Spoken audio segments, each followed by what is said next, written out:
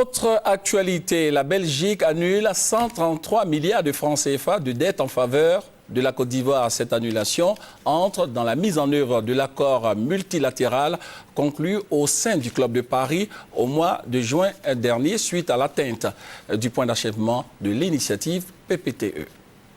L'annulation de plus de 133 milliards de francs CFA de dette par l'Office national du Croire du Royaume de Belgique porte à 157 milliards de francs CFA le montant total octroyé à la Côte d'Ivoire pour financer ses projets de développement après le point d'achèvement de l'initiative Pays pauvres très endettés, PPTE.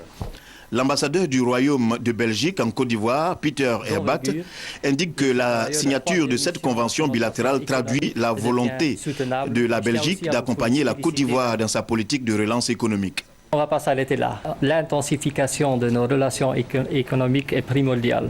Je crois que le développement de votre pays passe essentiellement à travers ce renforcement des liens au plan commercial et économique.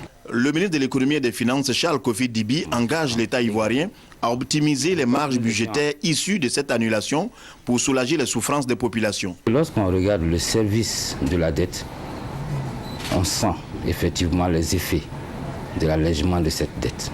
Les points d'achèvement se sentent également. À l'époque, nous étions en service de la dette entre 600 et 700 milliards.